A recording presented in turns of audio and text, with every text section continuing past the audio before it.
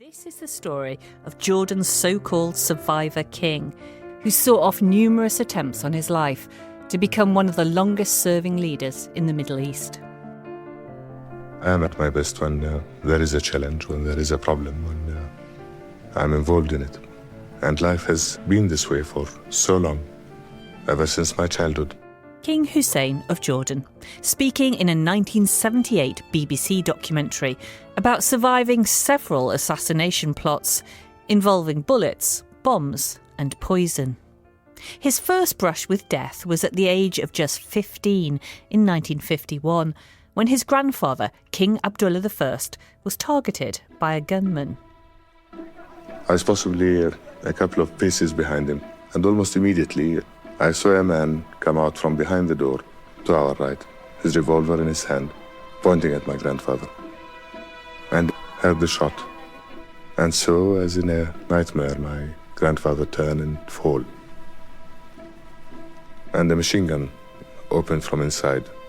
The assassin was still shooting, and he turned towards me and shot. One of the bullets glanced off a medal I was wearing. Another passed so close to my ear that it left some burns. I turned around towards my grandfather, and we made a stretcher out of one of the carpets. But it was apparent that it was all over. The killing would lead to Hussein's succession to the throne just 2 years later, after his own father stepped down because of illness. In the city of Amman, capital of Jordan, the enthronement of King Hussein was the occasion for national prayers as well as widespread rejoicing. The ceremony was simple and brief. The king took the oath to uphold the constitution and to be loyal to the nation. And there were days of celebrations, as Hussein explained to the BBC's Jack Pitsey in the Survivor King documentary. What did it feel like to be a king at 17? It felt like something I never expected or anticipated, not that early in life. Yet when I came back here and found the warmth of that welcome by the people of Jordan, I felt right there and then that I'd do anything and everything in my ability to live up to their expectations. The new king began economic reforms with support from Britain and America, but Hussein's closeness to Western governments was criticised by other Arab leaders, and he was also unpopular with the increasing number of Palestinian refugees living in Jordan, who believed he was too conciliatory to neighbouring Israel. Anti-Western rioters have put great pressure on the rule of the 21-year-old king. With the help of loyal army units, Hussein tries to clamp a lid on a situation that could explode into civil war.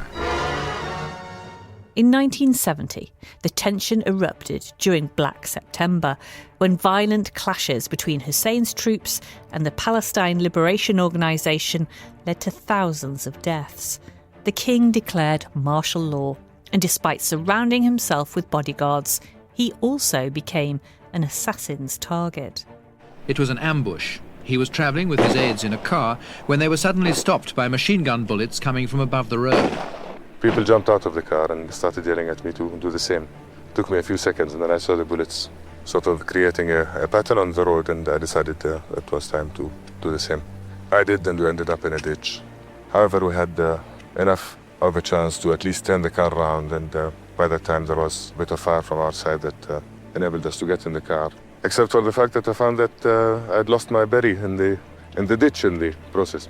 One does very silly things. I asked the driver to stop, and I got out and got my berry and put it on under this heavy fire, and we drove off. I can never understand why I did that. And it wasn't the only attempt to kill the king.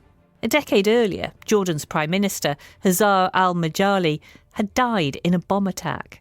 And a second device, intended for Hussein, missed him only by minutes. Syrian intelligence services were behind the explosions. According to a later memoir by one of the group, they accused Hussein of being a Western puppet and an obstruction to Arab unity. And there were other plots. I've always suffered from sinus problems, and I had special nose drops that I would have whenever I felt an attack was coming. I had used a certain bottle of this medicine some while before, but then I decided it might have been a little old, and so I asked someone to throw it in the sink and empty it, and I used the new one. The person immediately came horrified at the results.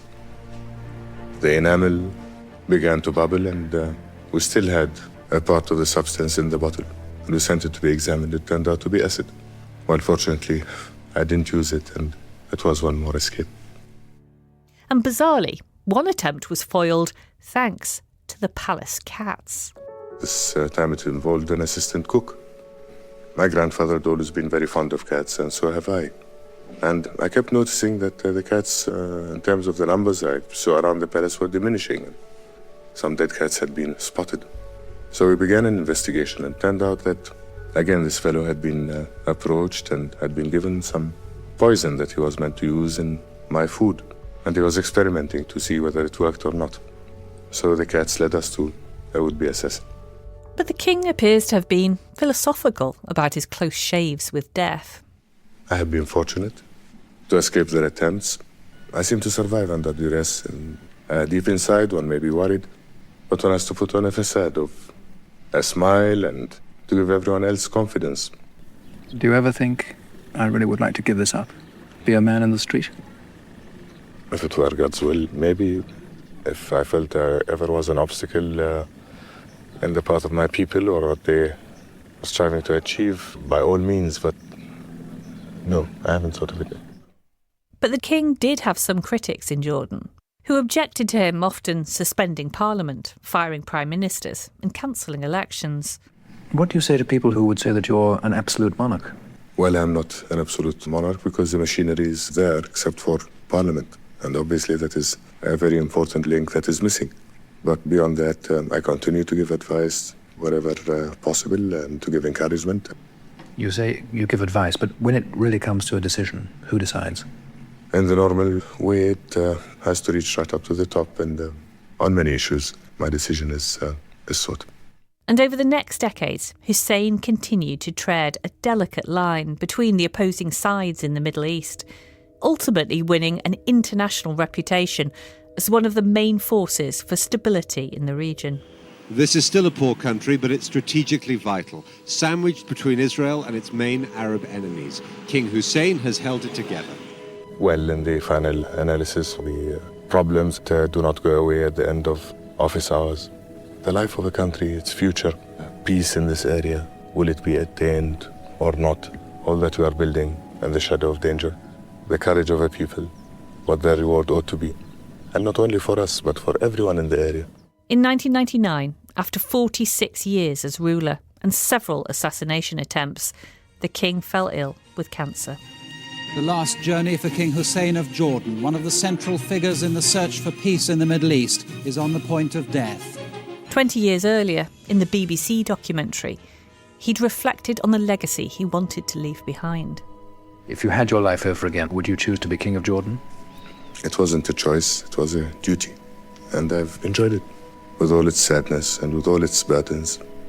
So long as I had the feeling that I was serving the people of Jordan and was able to contribute towards a better future for them. King Hussein died at the age of 63, and his funeral was attended by over 60 heads of state and government leaders, some sworn enemies of each other. He was succeeded by his son, Abdullah II. Witness History was produced and presented by me, Jane Wilkinson, using BBC Archive. And if you want more royal stories, why not search for the Spanish king who reclaimed his throne, the episode on Princess Diana at the Taj Mahal, and televising the Queen's coronation. Then tell your friends, and remember, hit subscribe wherever you get your BBC podcasts. Thanks loads, and bye for now. From the brilliant and bizarre. It was really surreal. It was a surreal kind of atmosphere there. You couldn't really see anybody. To the shocking and unexpected. I'm just wondering, what are we going to do now? This was really my worst fear. He found 100% horse meat that was labelled as beef. Witness the stories that have shaped our world. Told by the people who were there. When he went to the factory, the poodle went in front of him. So the workers only knew, oh, the boss is here. Many people had many things to lose by our victory. The future was not so bright.